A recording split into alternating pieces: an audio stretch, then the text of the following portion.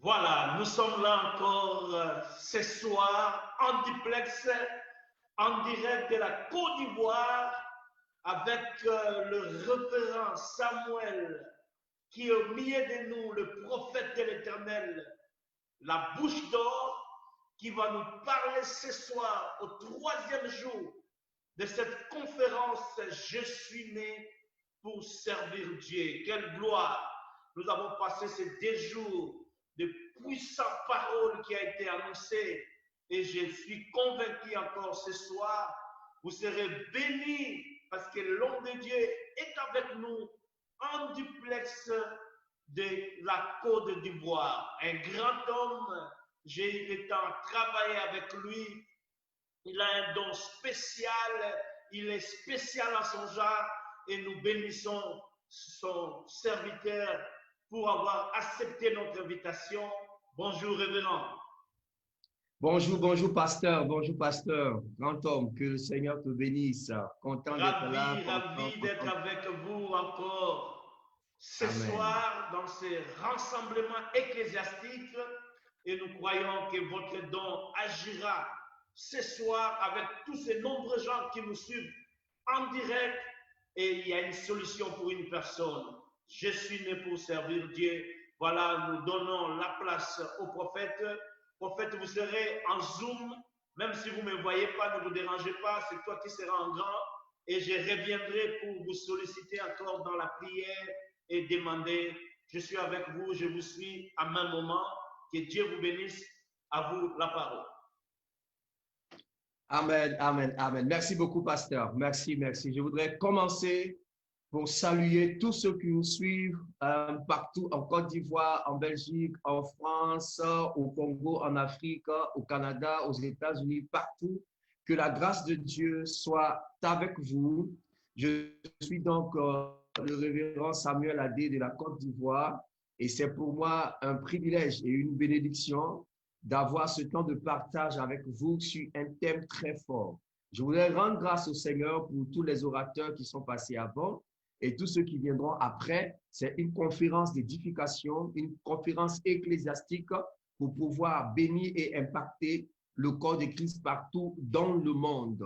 Vous savez que nous avons traversé une grande crise, mais nous bénissons Dieu parce que c'est dans les temps de crise que nous voyons la manifestation de notre Dieu, la démonstration de sa bonté et de sa fidélité.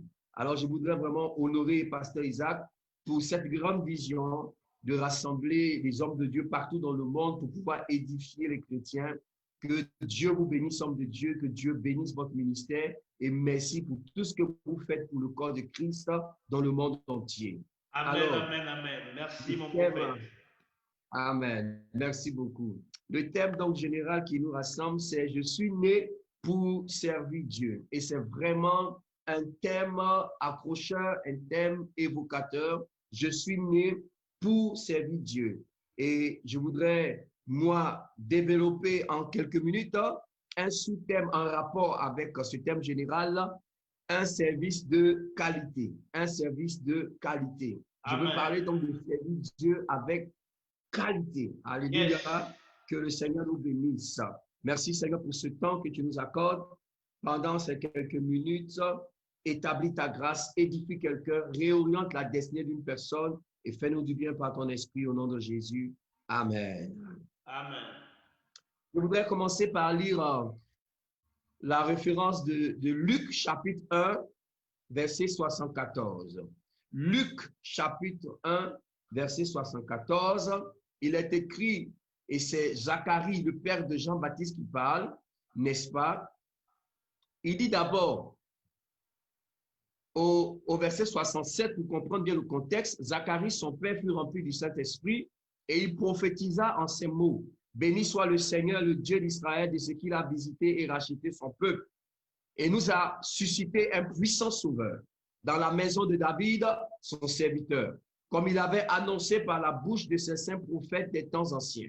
Un sauveur qui nous délivre de nos ennemis et de la main de tous ceux qui nous haïssent. C'est ainsi qu'il manifeste sa miséricorde envers nos pères et se souvient de sa sainte alliance selon le serment par lequel il avait juré à Abraham, notre père, de nous permettre, après que nous serions délivrés de la main de nos ennemis, de le servir sans crainte. De nous permettre, après que nous serions délivrés de la main de nos ennemis, de le servir sans crainte. Amen, amen. Que le Seigneur bénisse cette parole dans nos vies et dans nos cœurs. Voyez, la Bible dit quelque chose de très fort ici concernant le service de Dieu. La Bible dit que Dieu nous a suscité un sauveur, un puissant sauveur, en la personne de notre Seigneur Jésus. Et Jésus est venu pour nous délivrer de la main de nos ennemis. Pourquoi? Pour le service sans crainte. Donc nous comprenons par là que la raison pour laquelle le Seigneur Jésus est venu nous délivrer, la raison pour laquelle le Seigneur est venu nous sauver, c'est pour le servir et le servir sans crainte. Alléluia. Alléluia. Alors, quelqu'un doit comprendre une chose, c'est que notre destinée, notre raison d'être sur cette terre, c'est de servir Dieu. Dieu nous a créés pour le servir, pas pour autre chose. Dieu nous a créés pour le servir. Alléluia. Et c'était ainsi son plan initial depuis le jardin d'Éden. Vous comprenez que la séduction du diable, la chute de l'homme dans le jardin d'Éden est venue comme une barrière pour nous empêcher de servir Dieu. Et depuis ce péché originel, les hommes sont livrés, n'est-ce pas, à toutes sortes de vices dans le but de servir le diable. S'il y a une chose que le diable désire plus que tout, c'est que les hommes le servent. Le diable veut se faire adorer par les hommes. Le diable veut que les hommes le servent. Nous nous souvenons quand il est allé tenter Jésus dans le désert, n'est-ce pas? Il dit au Seigneur, si tu te prosternes devant moi et me sers, je te donnerai tout le royaume de la terre et leur gloire.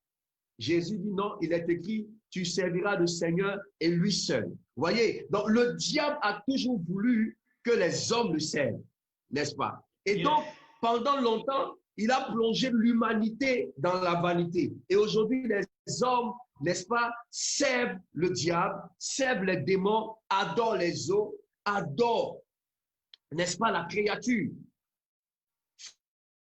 font la volonté du diable. Et la Bible déclare donc que c'est ce que nous étions, nous tous, nous étions donc en train de servir des idoles muettes, des idoles qui n'ont pas de bouche pour parler et qui n'ont pas une main pour pouvoir agir comme notre Dieu. Alors notre Dieu, dans sa grande miséricorde et dans son amour, nous a suscité un puissant sauveur. Je veux dire à quelqu'un qui écoute que Dieu nous a suscité un puissant sauveur en la personne de notre Seigneur Jésus-Christ. Alléluia. Et Jésus est venu nous délivrer de nos péchés.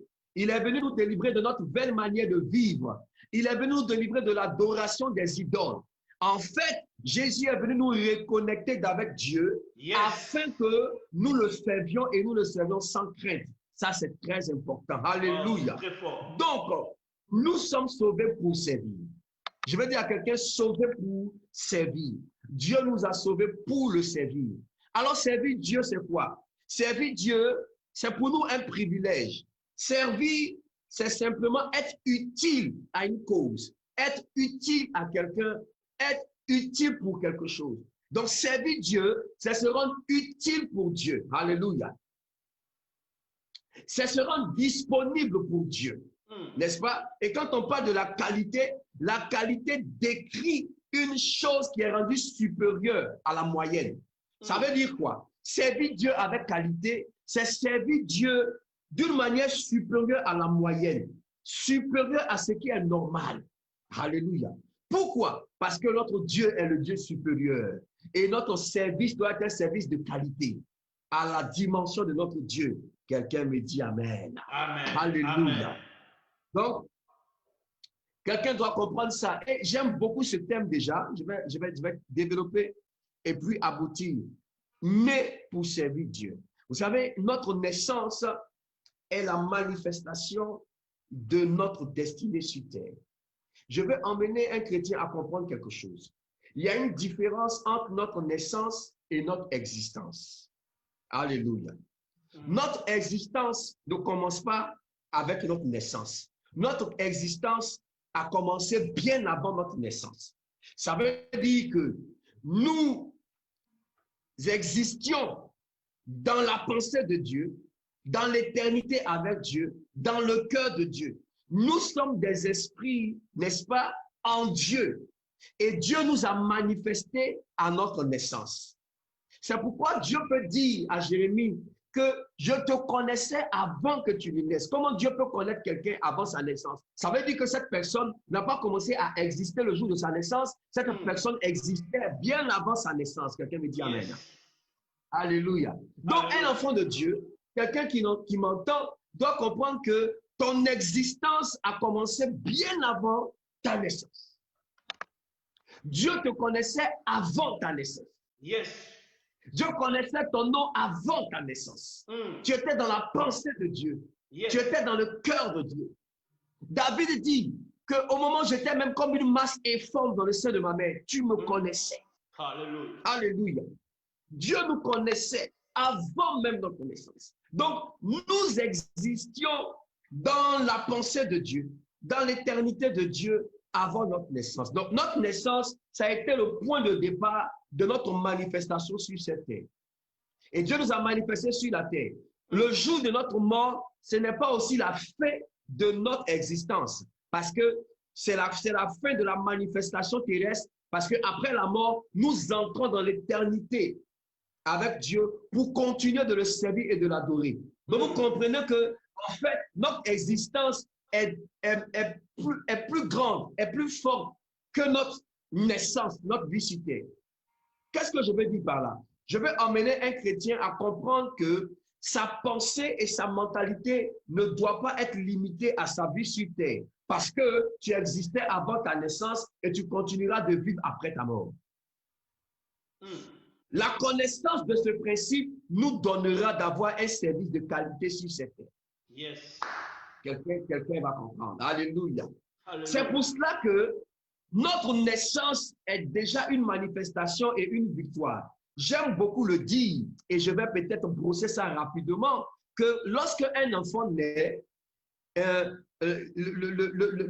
l'intention, pour ne pas dire le désir de la mère, le désir du médecin, le désir de la sage-femme, c'est d'entendre l'enfant crier, c'est d'entendre l'enfant pleurer. En réalité, lorsque l'enfant pleure, ce n'est pas qu'il pleure de douleur, mais les pleurs de l'enfant, ce sont des cris de victoire. Des cris qui annoncent sa victoire, qui annoncent qu'il est vivant et qu'il est en bonne santé. Donc, lorsqu'un enfant naît et qu'il ne crie pas, on se pose des questions et on s'inquiète parce que l'enfant doit crier. Alléluia. Le cri de l'enfant annonce sa victoire, annonce sa manifestation pour une destinée glorieuse. Dieu dit que je sais les projets que j'ai pour toi. Il dit à Jérémie, je te connaissais avant ta naissance. Et donc, j'ouvre une parenthèse pour dire que notre naissance là est une manifestation de notre victoire. Par la grâce de Dieu, je me souviens que lorsque j'étais à l'université en train d'étudier la biologie, le professeur nous expliquait le principe de la fécondation chez les mammifères. Et pendant qu'il expliquait cela, Dieu me faisait comprendre autre chose qui m'édifiait personnellement, que je vais partager avec quelqu'un qui me dit Amen. Le professeur nous expliquait en réalité qu'il y a un mécanisme fort qui se passe dans le sein de la femme lorsque l'homme va vers sa femme. Lorsqu'un homme va vers sa femme qui dépose sa semence dans le sein de la femme, la biologie dit que dans pratiquement une goutte de la semence de l'homme, il y a plus de 4 millions de spermatozoïdes. Ça veut dire que dans la semence qui est déposée, il y a des milliards de spermatozoïdes. Et la nature est telle que parmi ces milliards de spermatozoïdes, il n'y a qu'un seul qui doit féconder l'ovule. Un seul spermatozoïde qui doit féconder l'ovule. Alors le professeur nous expliquait que lorsque la semence de l'homme est déposée dans le sein de la femme, il y a une couche. Aïe, aïe, aïe, aïe, aïe. Il y a une couche. Quelqu'un écrit une couche. Il y a une couche de destinée.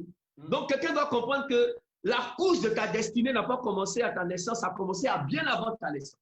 Donc, il y a une couche de destinée pour qu'un seul spermatozoïde puisse féconder l'ovule. Donc, tous ces milliards de spermatozoïdes courent vers l'ovule pour que celui qui trouve la porte puisse entrer et c'est lui qui sera fécondé, ça va devenir un œuf et ça va un embryon plus tard, un fœtus et puis un bébé. Le professeur donc nous expliquait que dans le sein de la femme, le Seigneur Dieu a mis des barrières pour sélectionner les spermatozoïdes afin que les plus forts, les plus vigoureux puissent arriver au niveau de l'ovule. Donc vous comprenez qu'il y a une sélection. Il y a une sélection naturelle, mais que j'appellerais une sélection divine dans le sein de notre maman. Il y a une sélection pour que nous puissions naître. La première sélection, c'est la sélection qu'on appelait l'acidité du milieu. Ça veut dire quoi? Ça ressemble à une température élevée dans le sein de la femme. Et cette température est tellement forte que plusieurs millions de spermatozoïdes meurent à cause de la température, à cause de la chaleur, j'ai envie de dire. N'est-ce pas? Mais sur les millions de spermatozoïdes, toi et moi, nous ne sommes pas morts. Alléluia. Alléluia. Nous avons pu vaincre cette température élevée. J'ai envie de dire à quelqu'un prophétiquement que si Dieu n'a pas permis que tu meurs dans le sein de ta mère, alors tu ne mourras pas sur cette terre au nom de Jésus. Yes. Je refuse que tu meurs de mort prématurée au nom de Jésus. Les situations de cette terre ne vont pas te tuer au nom de Jésus. Le virus, quelle que soit sa forme, ne te tuera pas au nom de Jésus. Aucune mort prématurée ne va prévaloir sur toi au nom de Jésus. Le professeur nous dit qu'il y a une deuxième sélection. Cette deuxième sélection, il a appelé des cils. Il y a à l'intérieur de la femme des cils. C'est comme des lianes, comme des cordes qui retiennent les spermatozoïdes. Parce que si vous voyez un peu le chemin des spermatozoïdes, ils ont une longue queue, n'est-ce pas? Et certains sont arrêtés, sont attachés à ces cils et ils sont bloqués jusqu'à ce qu'ils meurent. Bien-aimés, toi et moi, par la grâce de Dieu, nous avons pu esquiver tous ces cils et ces lianes pour continuer notre marche. C'est pour cela que je veux dire à quelqu'un que si tu n'as pas été retenu dans le sein de ta mère, tu ne seras pas retenu sur cette terre. Tu ne seras pas retenu sur le chemin de ta destinée. Tu es instoppable et inarrêtable au nom de Jésus. Quelqu'un me dit Amen. Alléluia. Alléluia. Et la troisième barrière pour terminer, c'est comme une rivière qu'on appelait la glaire cervicale, une rivière qu'il faut traverser à la nage. Et cette rivière aussi dans le sein de la femme, cette glaire retient beaucoup de spermatozoïdes. Bien aimé, toi et moi, nous n'avons pas été arrêtés par cette glaire. Nous avons traversé et nous sommes arrivés de l'autre bord. Comme Jésus a dit à ses apôtres, passons de l'autre bord. J'ai envie de dire à quelqu'un, quelles que soient les étapes et les saisons de ta vie, tu passeras à l'autre bord au nom de Jésus. Tu passeras à l'autre bord et tu ne vas pas mourir dans l'eau. La rivière ne te tuera pas. La mer ne t'arrêtera pas au nom de Jésus. Quelles que soient les tempêtes et les vents, tu arriveras à l'autre bord au nom puissant de Jésus. Alors, à la sortie de cette rivière, il ne reste qu'une centaine de spermatozoïdes. Et il y a une course maintenant effrénée pour arriver jusqu'à l'ovule. Une course effrénée. Amen. Et lorsqu'ils arrivent sur une centaine, il faut trouver maintenant la porte. Et c'est le spermatozoïde qui arrive à trouver la porte qui entre. Et après ça, la porte se ferme, il y a fécondation. C'est pour ça que Dieu dit, avant que tu ne naisses, je te connaissais. Je t'avais choisi et oint. Donc, l'onction s'est manifestée à ce niveau parce que c'est le spermatozoïde qui est oint qui arrive à trouver la porte et qui arrive à entrer. J'ai dit à quelqu'un, quels que soient les obstacles, à cause de l'onction sur ta vie, la porte s'ouvrira et tu entreras au nom de Jésus. Tu entreras au nom de Jésus. Tu entreras au nom de Jésus. C'est ainsi que nous sommes entrés et après notre entrée, il y a eu fécondation. La fécondation, n'est-ce pas, s'est développée jusqu'à embryon, après embryon, fœtus, un enfant qui s'est développé pendant 9 mois jusqu'à la naissance. Vous savez aussi que lorsque l'enfant est dans le sein de sa mère, il y a beaucoup d'attaques. Il y a des fausses couches, il y a des morts prématurées, il y a beaucoup de maladies qui peuvent attaquer l'enfant. Mais Dieu, dans sa grâce, protège. Et si toi et moi, nous ne sommes pas morts de fausses couches, de morts prématurées jusqu'à notre naissance, c'est parce que Dieu a mis sur nous l'esprit de la victoire. Le Saint-Esprit l'a déjà oint. Nous sommes nés oints et nous sommes nés vainqueurs. Alléluia. Nous sommes nés vainqueurs. Alors, tout ce que tu expérimentes et que tu entreprends ne va pas connaître la mort prématurée. C'est important de comprendre. Ne va pas connaître la mort prématurée. Nous sommes nés et nous avons grandi. Alors, l'histoire de notre naissance nous démontre que nous sommes des vainqueurs. L'histoire de notre naissance nous démontre que Dieu a toujours été avec nous depuis l'existence, manifestant notre naissance. Si Dieu nous a gardés ainsi jusqu'à ce que nous naissions, c'est parce que Dieu a un plan pour notre vie. Et le plan de Dieu pour notre vie C'est ça le servir. Entrer dans le plan de Dieu pour notre vie, c'est le servir. Mais un service de qualité. Alléluia. Bien-aimé, écoute-moi bien. La raison pour laquelle le Seigneur t'a délivré du péché, t'a délivré du monde, t'a délivré de la malédiction, t'a délivré de la sorcellerie, t'a délivré de la maladie et de tout sortes d'envoûtements, c'était pour que tu le serves. Je suis chaque fois très choqué et triste de voir beaucoup d'enfants de Dieu qui ont expérimenté la grâce de Dieu, qui ont expérimenté le miracle de Dieu, qui ont expérimenté la vie de Dieu et qui, à un moment donné, décident de ne plus servir Dieu. Laisse la main de Dieu, abandonne la main de Dieu, même au rétrograde. Ils ont oublié leur histoire, ils ont oublié leur origine. Bien-aimés, toi et moi, nous avons été sauvés pour servir le Seigneur et le servir sans crainte. Quelqu'un me dit Amen. Quelqu'un me dit Amen. Alors, je parle maintenant du service de qualité. Comment avoir un service de qualité? Comment servir Dieu dans une dimension supérieure? Comment apporter le meilleur à Dieu? Et c'est très important. Aujourd'hui, l'Église évangélique surtout est caractérisée, pardonnez-moi, par la médiocrité, par la faiblesse, par la pauvreté et par tout ce qui est mal. Pourquoi? C'est parce que d'abord, le diable jette le discrédit sur l'Église pour ne pas que les gens se tournent vers l'Église. Mais c'est aussi parce que l'Église a abandonné la qualité. Parce que l'Église a renoncé à la qualité. Parce que le service que nous apportons à notre Dieu n'est pas un service de qualité. Le temps est venu et la saison est arrivée pour que, enfants de Dieu, nous puissions revenir à un service de qualité afin que le monde voit que la qualité se trouve en Jésus et que le monde vienne au Seigneur Jésus-Christ. Il y a une prophétie qui a été annoncée par deux prophètes de la Bible, le prophète Ésaïe et le prophète Michée. Michée a dit, il arrivera dans la suite des temps, que la montagne de la maison de l'Éternel sera élevée au-dessus de toutes les montagnes. Qu'est-ce que Michée était en train de dire? Michée annonçait que dans la fin des temps, la gloire que Dieu va déverser dans sa maison, dans l'Église, sera tellement forte et excellente que toutes les autres maisons, toutes les autres industries porteront les regards sur l'Église et voudront devenir l'Église et viendront à l'Église. La maison de la mode, du cinéma, de la politique, des finances et quoi encore, je ne sais pas, de l'armée, toutes ces autres maisons, du sport, trouveront que le modèle par excellence que nous devons imiter, c'est le modèle de l'Église. Et ces personnes viendront à l'Église. Mais comment? Par notre service de qualité. Je veux dire à l'enfant de Dieu que, premièrement, nous sommes sauvés pour servir Dieu. Et notre service doit être un service de qualité. C'est important. Comment avoir un service de qualité? Deux choses importantes. La qualité de notre service est déterminée par l'amour que nous avons pour notre Dieu. Et l'amour que nous avons pour notre Dieu est déterminé par la connaissance que nous avons de lui. Je reprends. La qualité de notre service est déterminée par l'amour fervent que nous avons pour notre Dieu.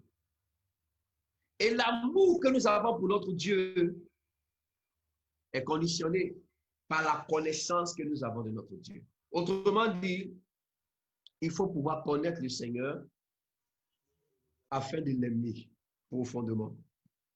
Et si nous l'aimons profondément, nous pourrons le servir parfaitement avec qualité. Alléluia. Donc, j'encourage quelqu'un sur le service de qualité. Le service de qualité commence par la connaissance de notre Dieu. Bien aimé, écoutez-moi. On parle beaucoup de servir Dieu, mais servir Dieu, c'est quoi? Servir Dieu, quelqu'un m'avait dit, bon, c'est peut-être aller prêcher. Servir Dieu, c'est tout abandonner pour aller gagner des âmes. Oui. Servir Dieu, c'est peut-être venir à l'église, faire un travail dans l'église, mais ce n'est pas limité à cela. Servir Dieu n'est pas limité à cela. Non, non, non, non. Servir Dieu va au-delà de cela. Servir Dieu, ce n'est pas seulement être pasteur. Servir Dieu, ce n'est pas seulement être chanteur dans l'église. Servir Dieu, ce n'est pas seulement faire le service d'ordre. Non. Servir Dieu, c'est plus profond, c'est plus puissant et c'est même plus dimensionnel que ce que nous pouvons penser. Alléluia. Servir Dieu en réalité. Ça commence par connaître Dieu. Un jour, les gens posaient la question au Seigneur, Seigneur Jésus, mais que devons-nous faire pour faire les œuvres de Dieu? Jésus leur a dit, l'œuvre de Dieu, c'est de croire en celui qui l'a envoyé. Donc, les gens demandent au Seigneur, que devons-nous faire? Donc, parce que dans leur mentalité, et c'est la pensée de beaucoup de chrétiens, servir Dieu, c'est faire. Mais Jésus corrige cette mentalité en leur disant que servir Dieu, c'est d'abord être. Alléluia. Yes. Servir Dieu, avant de faire, c'est d'abord être. Si vous n'êtes pas, vous ne pourrez pas faire. Donc, il faut que quelqu'un comprenne que Dieu ne demande pas d'abord de faire. Il dit à Jésus, Seigneur, que devons-nous faire? Que devons-nous faire pour servir Dieu? Il dit non, vous devez croire, vous devez être d'abord. Vous devez être d'abord. Donc, servir Dieu, c'est d'abord être. Homme de Dieu, les gens ont un souci, même dans l'église, on a un souci avec ces deux verbes, être et faire. Être et faire. Yes. Oui. Beaucoup pensent que le plus important, c'est de faire. Mais je veux dire, le plus important, c'est d'être d'abord. Alléluia. Alléluia. Parce que si vous n'êtes pas, Dieu ne va pas considérer ce que vous faites. Souvenons-nous des deux premières offrandes de l'histoire de l'humanité. Deux frères, Abel et Caïn. Abel fait son offrande, Caïn fait son offrande. Dieu agrée l'offrande d'Abel et Dieu rejette l'offrande de Caïn. Caïn est choqué, il ne comprend pas. Mais nous deux, nous avons fait quelque chose. Abel a fait, il a fait son offrande. Caïn a fait son offrande. Donc Caïn ne comprend pas qu'il a fait, j'ai fait. Et pourquoi tu acceptes son offrande et tu refuses la mienne? Dieu lui explique que non. Écoute, tu as un problème, tu agis mal. Ton offrande n'est pas acceptée parce que tu n'es pas dans le vrai. Tu n'es pas dans la vérité, tu n'es pas dans la justice. Fais même attention parce que le péché te touche à ta porte. Donc, il a compris que l'acceptation de l'offrande, ce n'était pas à cause du faire, mais c'était d'abord être. Jésus dit dans Matthieu 25, je crois que au dernier jugement, plusieurs vont dire, Seigneur, n'avons-nous pas prophétisé? N'avons-nous pas chassé des démons? N'avons-nous pas guéri des malades? Vous voyez que ça, c'est le verbe faire. Ils ont fait. Et ils avaient effectivement fait ces choses. Jésus n'a jamais dit, vous mentez. C'était vrai. Ces personnes ont fait ces choses. Et Jésus va leur dire, retirez-vous de moi, ouvriers, vous qui êtes, vous êtes des ouvriers de l'iniquité. Donc, voici des gens qui ont été trompés parce qu'ils faisaient. Ils ont été trompés parce qu'ils faisaient. Ils ont pensé que parce qu'ils faisaient, ils étaient. Jésus leur a dit que non, vous avez fait, mais vous n'êtes pas. Ils étaient ouvriers de l'iniquité, ils n'étaient pas enfants de Dieu. Donc, servir Dieu, c'est d'abord être. C'est d'abord être. Jésus encore va plus loin, je pousse encore, homme de Dieu. Il dit, le disciple n'est pas plus grand que le maître. Le disciple doit faire plus que le maître. Il dit, vous ferez des œuvres plus grandes que moi. Vous allez faire, mais vous n'allez pas être plus grand que moi. On voit cela dans l'église. Beaucoup de fils spirituels parfois arrivent à faire beaucoup plus que leur père spirituel. Ils peuvent gagner beaucoup plus d'armes, beaucoup plus de miracles, avoir beaucoup plus d'argent. C'est très bon. Ça, c'est faire. Mais ils ne seront pas plus grands. Alors, beaucoup pensent que parce qu'ils font, ils sont. Non. Non. Faire ne te donne pas le droit d'être. Donc, Jésus dit, le disciple n'est pas plus grand, mais il doit faire plus. Alors, bien aimé, comprenons par là donc le servir Dieu, ça commence par être. Il faut être enfant de Dieu, il faut être en Jésus, il faut être en Christ, il faut être dans le plan de Dieu. D'abord, avant de faire quoi que ce soit, c'est être. Parfois, quelqu'un dit, Dieu m'a appelé à le servir. Mais c'est tellement simple. Si je vous appelle, j'appelle mon enfant à la maison, j'appelle mon fils, Ethan, je dis ça, Ethan, viens, que mon fils arrive. Quand il arrive, mon fils, il ne vient pas pour commencer à travailler, à commencer à faire quelque chose ou bien à nettoyer. Il vient d'abord dire, papa, je suis là. Il répond à l'appel. Donc, lorsque Dieu vous appelle, vous répondez à l'appel. Vous venez et vous êtes dans la présence de Dieu qui vous a appelé. C'est en étant dans sa présence que maintenant il vous dira, je veux que tu fasses ceci. Donc, il faut être d'abord dans sa présence. Ensuite, il va nous envoyer faire. Donc, d'abord être et ensuite faire. Amen. Amen. Très fort et très important. Être d'abord et faire. C'est pourquoi Jésus a dit à ses apôtres, je vous ai appelé pour que vous soyez avec moi et ensuite pour vous envoyer prêcher. Donc, numéro 1, être avec le Seigneur. 2, aller prêcher. Donc, la qualité de notre service dépend de la profondeur de la présence que nous avons avec notre Dieu, de l'intimité. Plus nous sommes intimes, plus notre service sera de qualité. Plus nous sommes intimes et notre service sera de qualité. Alléluia. Donc, avoir un service de qualité, ça commence par connaître le Seigneur, connaître Dieu. Vous savez que dans la Bible, le verbe connaître est utilisé même pour décrire les rapports intimes entre un homme et sa femme. Connaître parle d'intimité, ça parle de profondeur, ça parle d'expérimentation. La Bible déclare que Adam connut Ève, n'est-ce pas? Connaître Dieu, c'est avoir une intimité avec Dieu. Comment avoir donc un service de qualité? C'est d'avoir une intimité profonde avec Dieu. C'est être en présence de Dieu. Ce que je dis se démontre encore avec ses deux sœurs, Marthe et Marie. Marthe pensait que servir Dieu, c'était être beaucoup affairé dans les choses de Dieu. Donc, quand elle reçoit Jésus, elle fait le repas et puis elle voit sa sœur Marie qui est au pied du Seigneur. Et elle est choquée, elle dit au Seigneur, Seigneur, mais ne t'inquiètes-tu pas de voir que ma sœur ne vient pas m'aider? Je suis en train de servir, de préparer pour toi. Et Jésus va lui dire, Marthe, tu t'inquiètes pour beaucoup. Marie a choisi la bonne part. Alléluia. Yes. Donc, être en présence de Dieu, c'est la bonne part. Être dans une intimité avec Jésus, c'est la bonne part. Avoir une vie de prière profonde, c'est la bonne part. Donc, je veux encourager quelqu'un à commencer à développer une intimité avec Dieu, à commencer à chercher le Seigneur, à avoir une relation profonde avec Dieu. Quand cette relation est bâtie, alors, après la connaissance de Dieu, maintenant, tu tombes dans l'amour de Dieu. Donc, connaître, aimer et servir. Toi-même, connaître, aimer et servir. Mieux tu connais le Seigneur, mieux tu l'aimes. N'est-ce pas? C'est ça. Un couple qui arrive à durer longtemps, qui arrive à s'épanouir, c'est lorsque madame connaît son mari, lorsque le mari connaît sa femme. Alléluia. Et la connaissance est tellement profonde que parfois, rien qu'à un regard, la femme peut savoir ce que son mari pense et dit. Même s'il y a des invités, des étrangers autour de la table, en se regardant, ils se parlent. C'est ça la connaissance. Quand nous connaissons le Seigneur, nous pouvons vraiment l'aimer. L'amour dépend de la connaissance que nous avons de notre Seigneur. Alléluia. Amen. Et c'est cet amour qui va décrire notre service. Plus nous aimons le Seigneur, et mieux nous allons le servir. Il a été clair ici dans Luc chapitre 1 de le servir sans crainte. Il y a beaucoup qui servent Dieu dans la crainte. Ils servent Dieu parce qu'ils ont peur d'aller en enfer. D'autres servent le Seigneur parce qu'ils veulent la bénédiction. Mais le service de qualité, c'est le service qui trouve sa source dans l'amour de Dieu. Nous le servons parce que nous l'aimons. Yes. Nous le servons parce que nous l'aimons. Alléluia. Amen. Et dès l'instant où nous l'aimons, le service n'est plus un fardeau. Le service n'est plus une contrainte.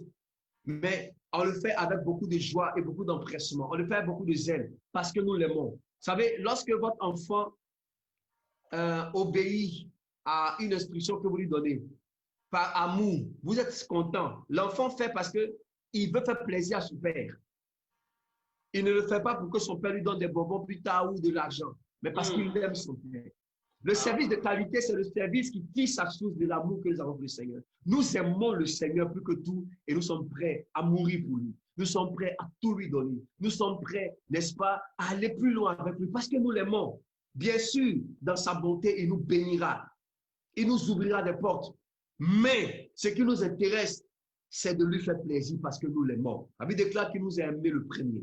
Donc, nous sommes nés vainqueurs pour apporter à notre Dieu un service de qualité supérieur à la moyenne. Pourquoi? Parce que nous voulons nous rendre utiles à notre Dieu. Alors, bien aimé, je vais dire, je suis en train de finir, que tout enfant de Dieu est appelé à servir Dieu. Et servir Dieu dans tous les domaines. Certains sont appelés à prêcher, il y en a qui sont appelés à prier, il y en a qui sont appelés à soutenir avec leur argent, avec leur bien. Tu dois te mettre à la disposition de Dieu. Servir Dieu, c'est être utile à Dieu. Chaque enfant de Dieu doit donc se poser la question à son niveau. Comment suis-je utile à mon Dieu? Comment suis-je utile à mon Dieu? Donc, utile en évangile.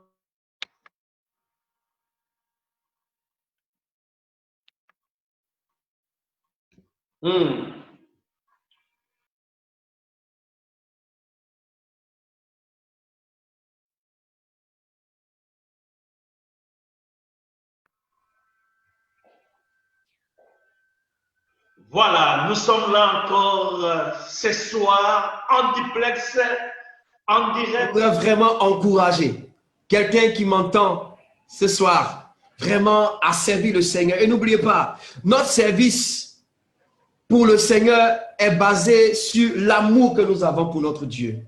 C'est parce que nous l'aimons que nous le servons. Ensuite, l'amour que nous avons pour les frères. La Bible dit de servir les frères. 3, l'amour que nous avons pour notre prochain. Nous devons aimer notre prochain pour lui annoncer l'évangile, pour lui parler du Seigneur, afin de le sauver, de l'arracher de l'enfer, pour l'emmener dans le royaume de Dieu.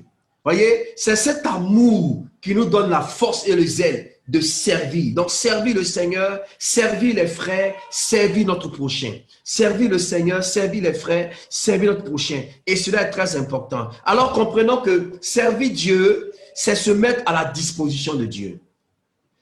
Si Dieu nous veut pour prêcher, nous prêchons. Si Dieu nous veut pour prier, nous prions. Si Dieu nous veut pour donner, nous donnons. Si Dieu nous veut pour pouvoir secourir des gens, nous le faisons.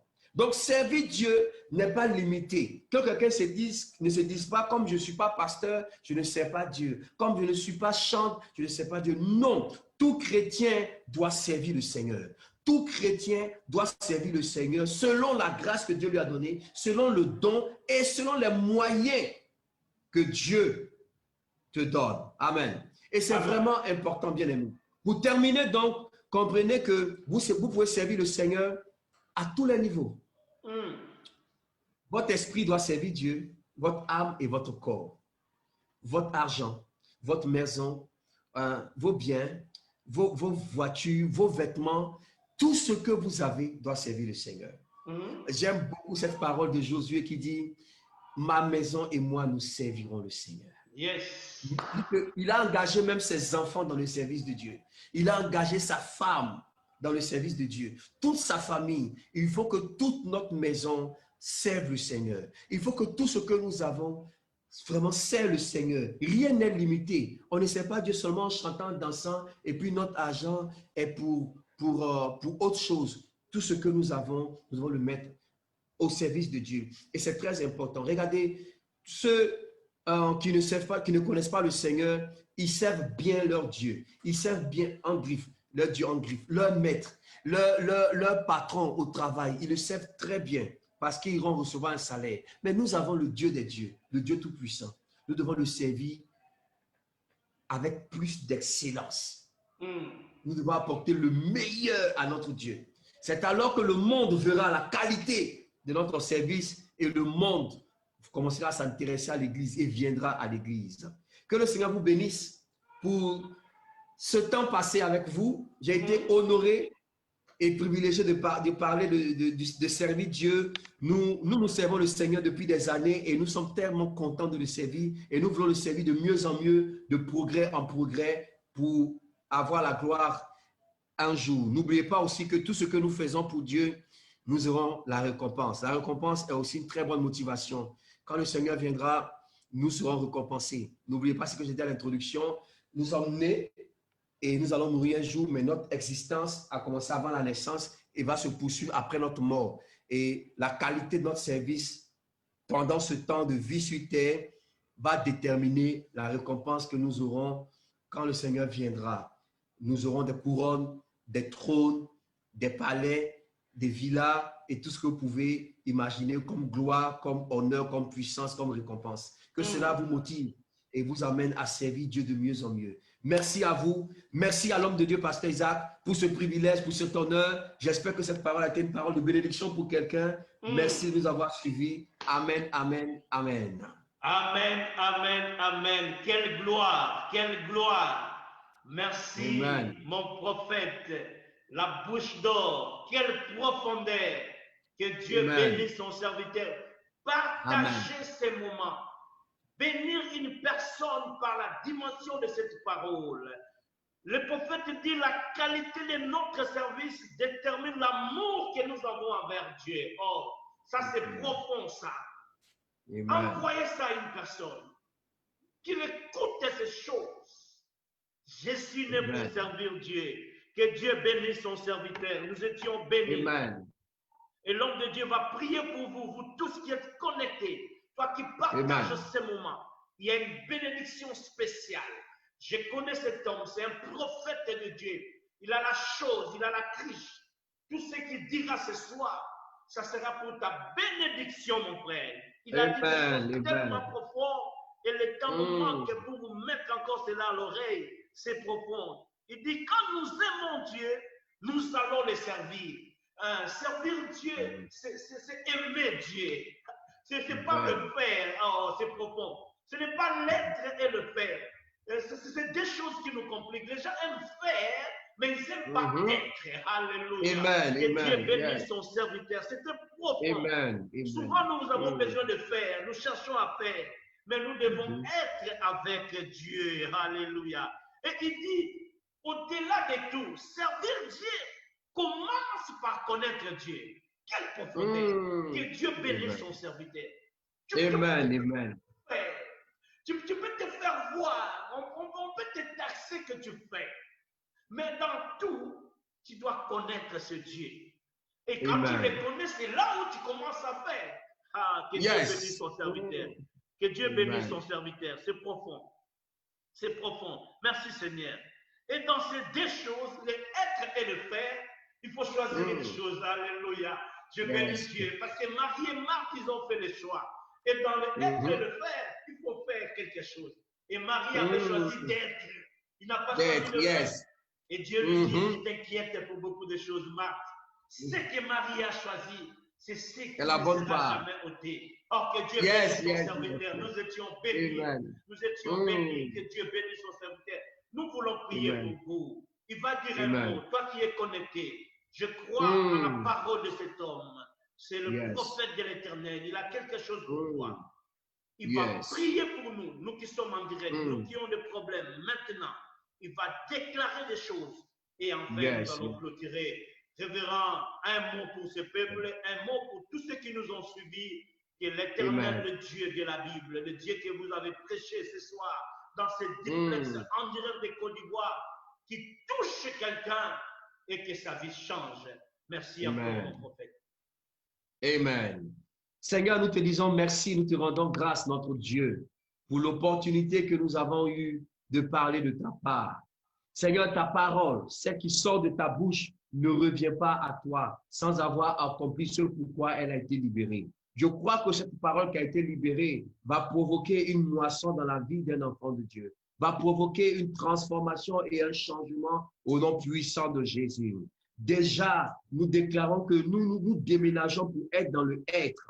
Nous voulons être dans le être de Dieu afin de faire pour Dieu plus tard. Je crois que notre service dans ta maison sera un service de qualité au nom de Jésus-Christ. Et je crois que personne ne va rester oisif dans ta maison, mais nous allons te servir. Mais je prie et je profite de cette occasion aussi pour libérer une grâce prophétique dans la vie de tous ceux qui nous ont suivis. Si quelqu'un était malade, Seigneur, de là où cette personne est, cette personne reçoit la guérison au nom de Jésus-Christ. Si quelqu'un était captif d'un esprit, d'une malédiction, quelque part, tu l'as toujours fait et c'est pas maintenant que tu arrêteras de le faire. Cette personne est libérée par la puissance de Dieu, guérie et délivrée de toute malédiction, libérée de tout esprit mauvais au nom de Jésus. Je prie pour toute personne qui avait besoin d'une parole, d'une grâce de percer. Seigneur, je prie que l'onction soit libérée pour la percer, pour la restauration. Tu nous donneras des témoignages jusqu'à la fin de cette conférence. Tous ceux qui nous suivent, qui sont connectés, vont expérimenter un témoignage de la gloire et de la puissance de Dieu. Seigneur, ta parole est puissante. Ta parole est véritable. Agis dans la vie de tes enfants. Qu'il y ait une révolution prophétique dans leur vie et qu'ils soient établis sur la terre de leur destinée et qu'ils prospèrent à tous égards. Au nom puissant de Jésus-Christ de Nazareth, nous avons prié. Amen, amen, amen, amen. Amen, amen, amen. Un grand merci à l'homme de Dieu, le prophète Adé Samuel. Merci pour avoir accepté notre invitation. Voilà, nous voulons nous séparer, rester connectés pendant ces temps. C'est une garnison de prophètes qui ne sortira pas dans ces duplex, dans ces directs comme tu es venu. Et je crois que c'est la dimension que l'Église veut amener. Nous allons vous suivre dans vos chambres, dans vos bureaux, pour que la parole vous soit enseignée, quelle que soit la pandémie, quel que soit tout ce qui peut arriver. Le monde change, nous aussi nous changeons, afin que la parole reste véritable et que la parole reste forte. Merci à l'homme de Dieu. Nous serons là encore demain avec un autre orateur. Quelle bénédiction ce soir d'avoir le prophète Adé avec nous. Que le Dieu de la Bible vous bénisse. Merci. Amen. À la prochaine. Merci. À la prochaine. Amen.